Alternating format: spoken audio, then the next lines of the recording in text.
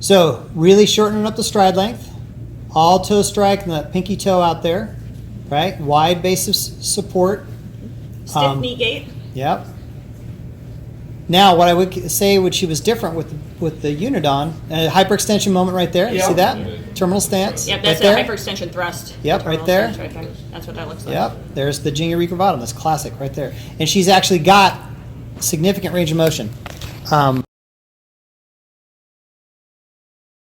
Bending her knee, dorsiflexing her, everting her, seeing how much range of motion she's got under a passive stretch. Okay, so I'm slowly stretching to feel that path. Okay, and so I get 2 beats of clonus, and then I get a catch, and it takes a bit to get into that amount of dorsiflexion, and I'm having to flex her knee. So why do I care about that? Is because every time you walk, you give yourself a quick stretch, okay? So if I give her a quick stretch, and then I can eventually get into that R2, so it's R1, R2. Do you guys know that terminology? I don't know why they don't teach that anymore, okay? So R1 is where you would get that initial catch. R2 is where you sink into when you're feeling that tone, okay? For gait, you're only gonna get to R1. Because if you get here, you get to R1, nobody stands there and goes, oh, let me bounce into that, okay? So R1 is what matters to me as a therapist of where are we gonna get with that spasticity, okay? All right, so we saw how she walked. What would you guys, if she did not have the Bioness, what would you guys think to put her in? If I do, my knee's gonna roll out, and my toe that's gonna roll. So that's a synergistic movement, right? So she's got some dorsiflexion, but it's not isolated. So pick up. Good. Now push down into like Yeah. pointing your toe. Okay. She's actually rotating her hip Yeah. to get that toe down. Yeah. She tried to achieve the I position, compensate. but she was still inverted significantly. Good. And now push down into plantar flexion. So you're Okay. Okay. So that's what we get. And then what you saw in gait. Okay. So the if I saw her in this situation and she didn't have this device and nor access to it, I would probably do exactly what you guys said and articulated with what we would call a sablage trim line. So there would be this it would be a solid ankle AFO. No, I'm sorry, articulated ankle AFO with this flare here to push into the softer portion of her leg here and push on the medial side of her heel and here. Never had anything like that. So it'd be doing that, and then it would be blocking plantar flexion at that particular angle. We don't want to allow her to get past neutral or the vertical tibia. We don't want her to plantar flex. And you could conceivably, depending on her quad strength, you could conceivably set her in slightly amount of dorsiflexion so that it helped decrease the amount of Jinga recurvatum that she was getting during mid-stance or late stance. She wasn't really getting it during mid-stance. One of the tests I use functionally to determine how much pressure I'm going to put on the back of her leg from the AFO is to ask her to stand on a flexed knee slightly, so that I can determine if she's got functional quad strength during standing. Because it all changes. Sure. Yeah. It all Katrina, changes. will you come and face this Sure. table? So that all changes when a person walks. So she can do whatever in the chair. As soon as you put them in closed chain and introduce that balance and that just that motor planning to stand and move. You mean and I think face it? Yes, please. Yeah, I think I showed a few of you this kind of technique. Yep. Okay. So primary toe. Now, right this moment, she looks great. Right? She's just gonna kind of get a concept here. So a little recurvatum, right? Yeah, my knees, both of them. That's So she's got a lot of range of motion. So she's standing flexed on purpose on this side to avoid that Jinga recurvatum field. How much sensation do you have in this leg? Pretty good. I can feel that. Heat and cold, the differentiation is tricky. Okay. But the touch feeling, I feel pretty good. Okay. So at this point, I want you to shift your weight over onto it. On my left one? Yep. And that's where my panic anxiety goes in. Okay. And I've got your leg. You're not Okay. going to go anywhere. All right. You want me to lift my right leg or just? No, okay. just majority of your All weight right. on your left side. So she's Okay. minimal weight bearing on this side, right? Yeah, So that's she's good. got a little bit. You don't have to lift it off the ground. All right. So she's going to recurvatum, so you know Yeah. now she's protecting against it herself. She's so good. She knows exactly what we're shooting for. So you would scare the heck out of a patient potentially that if they didn't have good quad strength and you start pushing their knee forward, they think they're going to buckle because you're pushing their knee forward. But that's what the brace is going to do. So you need to tell them, I'm going to push your knee forward, I'm going to hold your knee so you're not going to buckle, and then I'm going to ask them, can you bear weight through that flexed knee with your knee bent? Can you fire those quads and not fall and not buckle? So I'm not doing anything. And then Okay. bend it even more. Good. Right. Now put a little bit more weight on it and push up out of it. So she's got the strength there to recover from that position. So now you know you can put that articulated AFO on her and provide a little bit of dorsiflexion in the actual positioning. So the plantar flexion stop is now not completely allowing plantar flexion, but instead holding her to some dorsiflexion. So that at heel strike, when she's getting that knee flexion moment at heel strike, you're not going to overpower her conceivably. You don't know about a full day of walking like that, but you do know that that's a conceivable way to treat this. And then if you do this adjustable ankle angle, right, those pins and springs, or you can have an adjustable posterior stop, or the adjustable hinge joint that had those little screws in it, those would all be appropriate. But then you would want something, again, to have that positioning so you're putting pressure here, medial heel, proximal, lateral, anterolateral pressure here, and then the counter force is way up here on the brace as well to hold the ankle in neutral during stance and swing. It's going to hold that position during both phases of gait, okay? So she's an excellent example of what you will find out there in everyday world seeing CVA patients that have this exact condition. So not a lot of excess edema. Her sensation, she's saying, is normal. This feels the same as this, ma'am? Maybe a little less. A little It's not weird, quite as right? prickly feeling. What no. about out here? Same thing, it's a little less. Just but, a little strange. yeah, just a little diminished. Any history of sores on your feet that you've noticed? Any issues with diabetes? No, and I don't have diabetes. Okay. But the right heel, if I'm not wearing socks, does rub, because I do put a lot of pressure on my right foot. It does rub on the heel. It's never like blistered, but it does get red.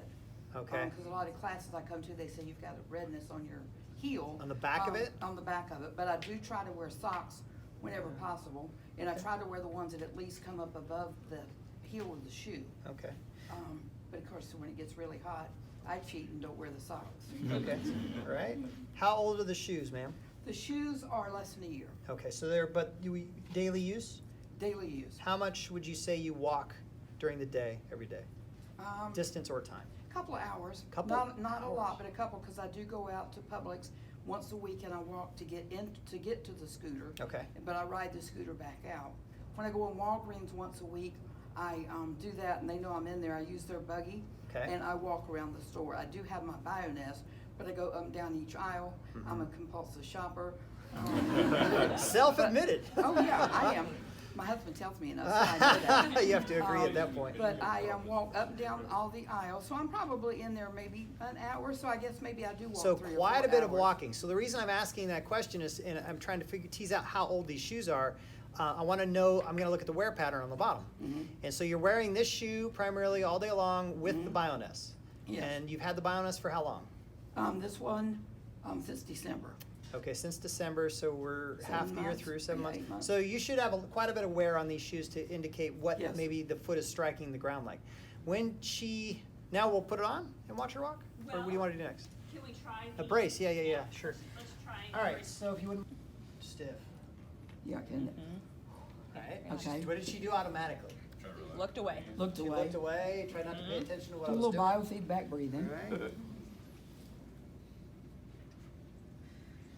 So this would be the pressure system in the device. If I were to make an AFO custom, I'm going to be pushing on the medial heel and I'm going to be holding the forefoot in neutral with the shoe is absolutely critical. So the shoe's going to be holding her on the brace properly there. See how much she released when I got that knee to bend slightly? Now I'm going to let that knee straighten out and see if she stays. What does that tell me? If she stays neutral and when that knee straightens out, she doesn't have that contracture that was spasticity. Okay, but if I were able to get her into dorsiflexion and then I straighten the knee and then she plantar flexed dramatically, keep coming with that knee, Okay. that might be a contracture. So then you really got to push. Does that hurt? Are you okay? No, it's just tight, Right. but I have a So pretty good tolerance. Achilles is super tight in the back, right? So like a lot of pressure, and she's 90, pretty much neutral. And I've got a lot of load on her. So quite a bit of effort. So when you put a plastic brace on somebody like this, that brace is going to be pushing that hard all the time, right? So you guys got to consider what kind of load they can tolerate and if they're going to have breakdown. So she would end up getting pressure here on this head of the fifth med head and pressure here. So she's going to be loading the heck out of the brace, in other words. She's going to get all the pressure Yeah, they areas. tried putting an AFO and then doing some kind of a rigged lateral thing. Yeah.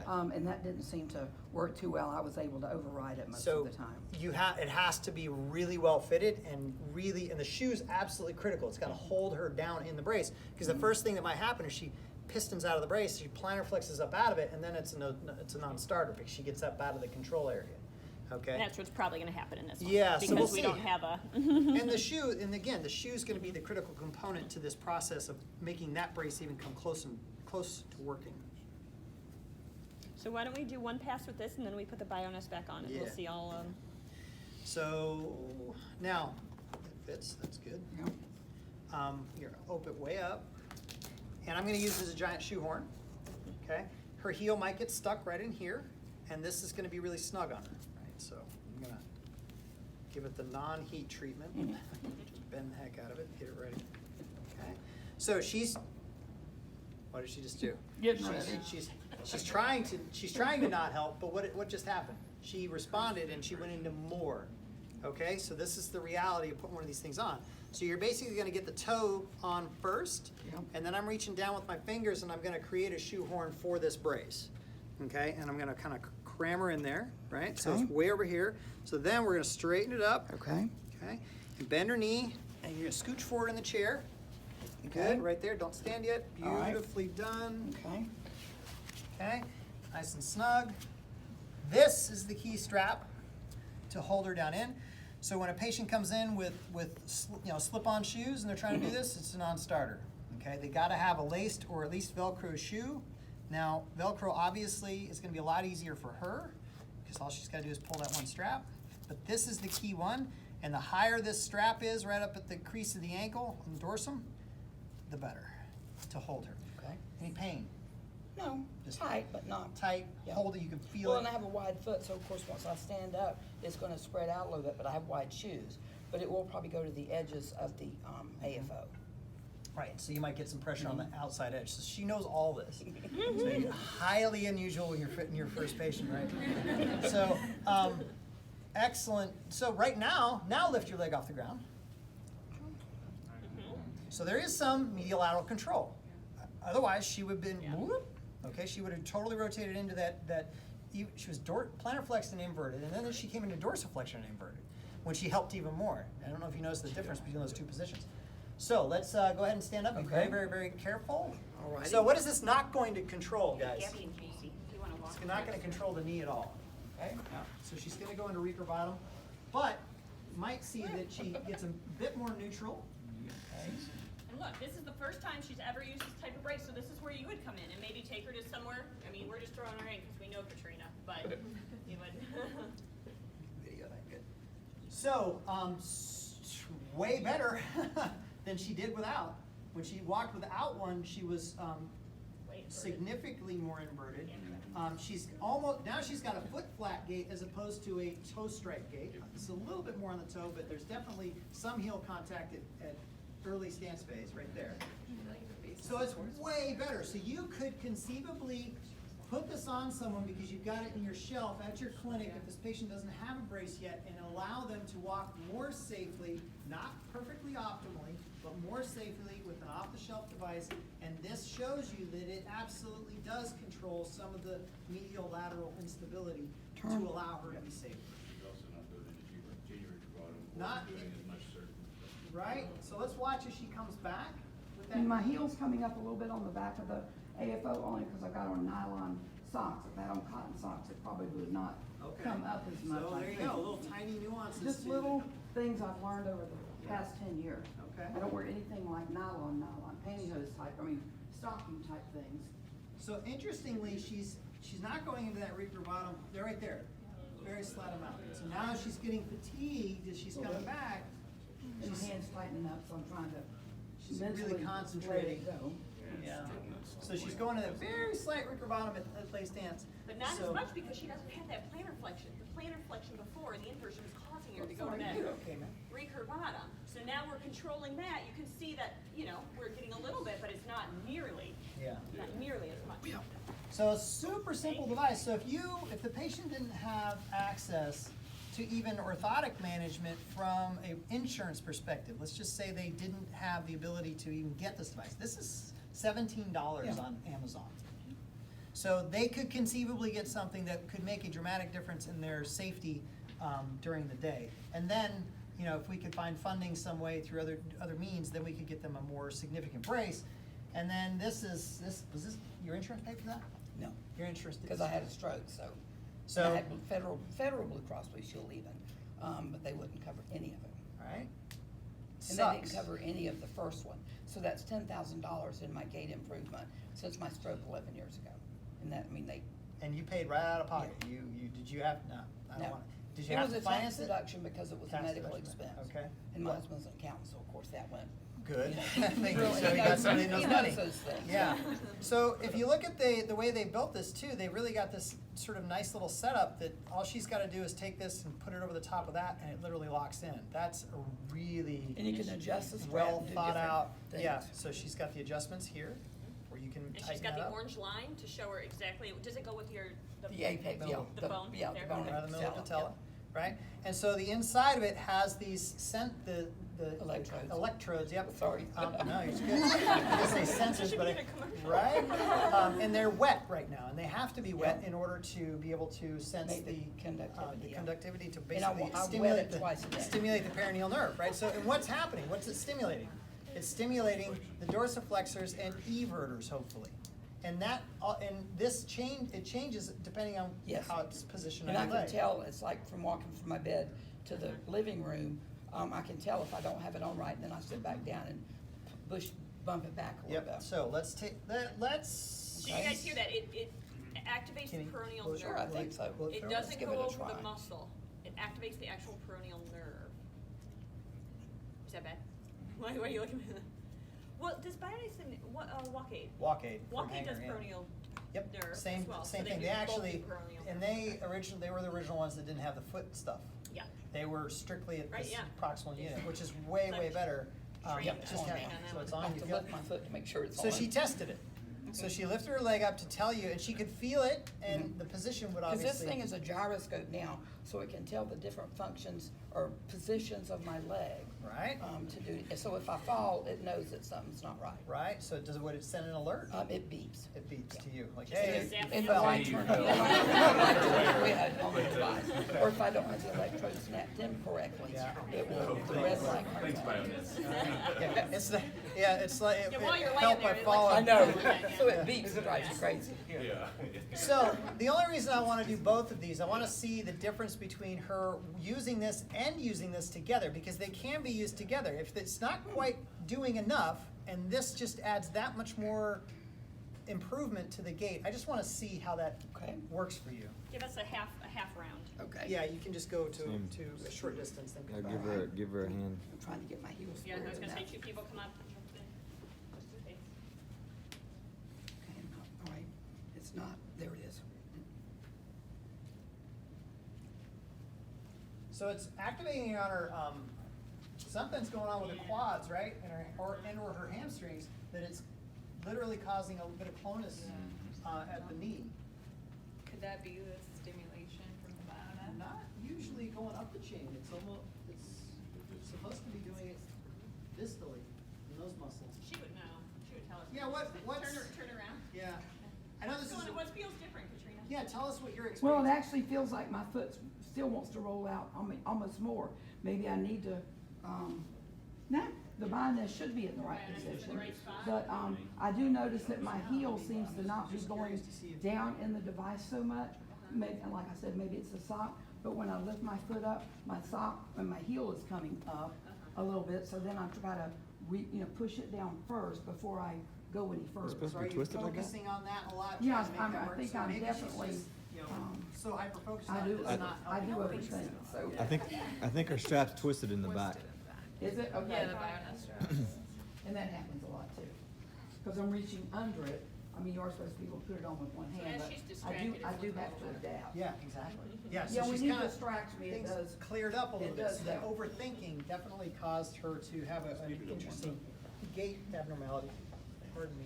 I have to tell myself, don't think, just do. Yes. All right, so let's take off the AFO and actually watch her Okay. walk in just the Bioness. Yeah, make that Bioness. Okay, so giant shoehorn, And let me. that easy to come off, right? Let me As we do it. stretch this. And I can usually feel it when it's.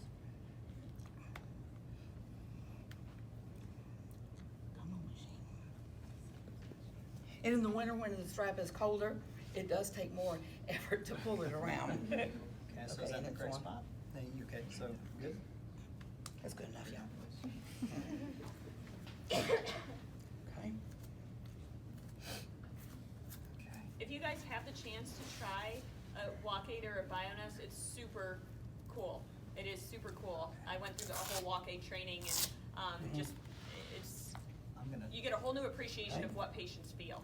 Because So, yep. Okay. because we took it off, you guys behind here, what are you seeing back here? Whole lot of indentations. There's quite a bit of swelling that we pressed out of there.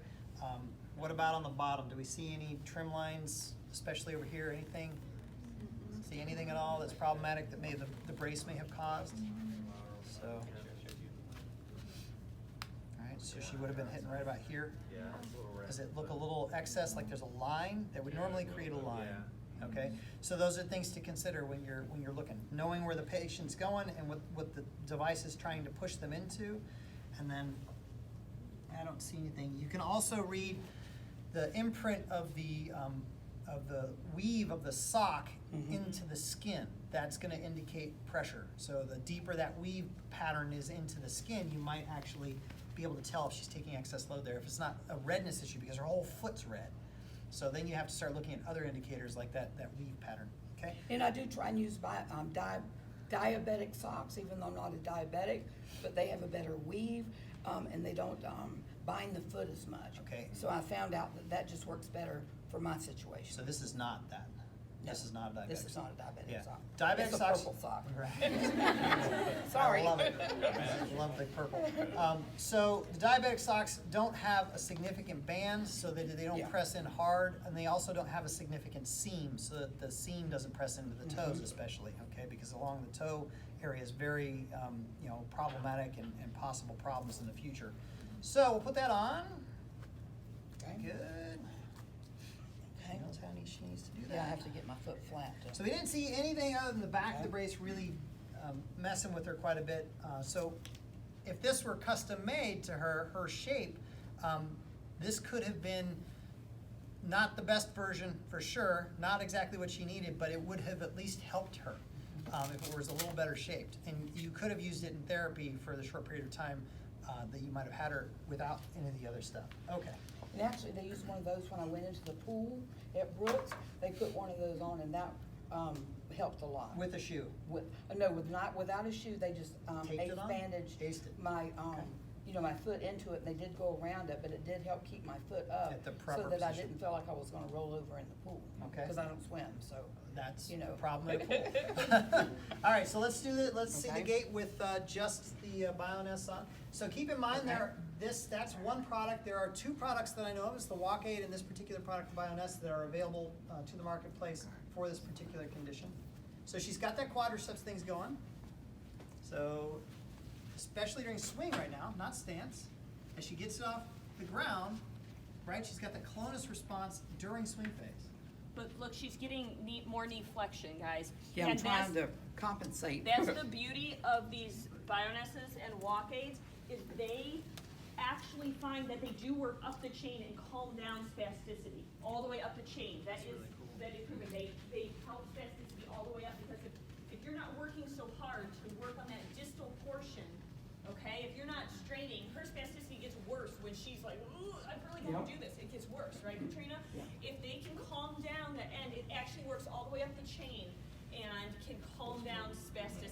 And that's the Bioness- beauty of yeah, these Bioness things. now has one that goes on the thigh. Yeah, It works yeah. with the leg one, Yeah. especially for those with weaker quads and stuff. Mhm. I tried it on, but it was too long for me. It came up into my private area.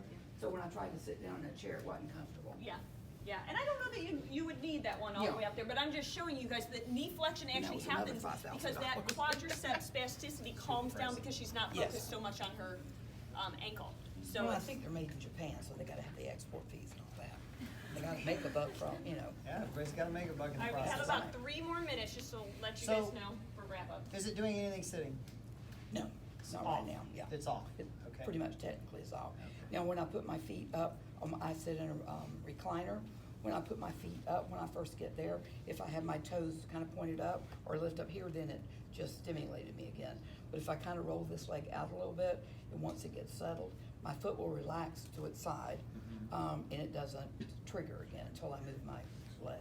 Okay, so that gait process, as you watched her walk, you still noticed some inversion and some toe strike, so it's not correcting everything. These units can be dialed in that much more Yes. in intensity, and it Mine's also. on 5, but it goes up to 9. Okay, so considerably more. So it might need to be cranked up if she could tolerate it and wanted it. It's all, again, it's a balancing act between what she's comfortable with and what she walks like. Now, I wasn't just looking at it from a completely outsider perspective. I say I would want more eversion and a little bit more dorsiflexion during the gait cycle. Okay. So that, just watching her walk. But awesome. Thank you. Terrific. And I'm glad that you were able to afford it, and I'm sorry insurance sucks. Yeah, it does. But they are, at least the kids with cerebral palsy are now using it, and once they have their Achilles, surgically fixed or Yeah. cut, Lengthened. and they use them on both legs, they can actually ambulate now. And it does cover for now cerebral palsy and, spinal cord injuries. Okay, but So that's not a good not thing. CVA. But not CVA, which makes no sense. Right, I mean, insurance companies have the control, so, lobbying and all this stuff, and letters and, anything you do to help promote the, And I've been cause. writing letters for 10 years now, so. Right. They should be tired of me. Like, oh, hers again. Okay, nice All right. job, thank you so Thank much, you you're very much. excellent. Thank you.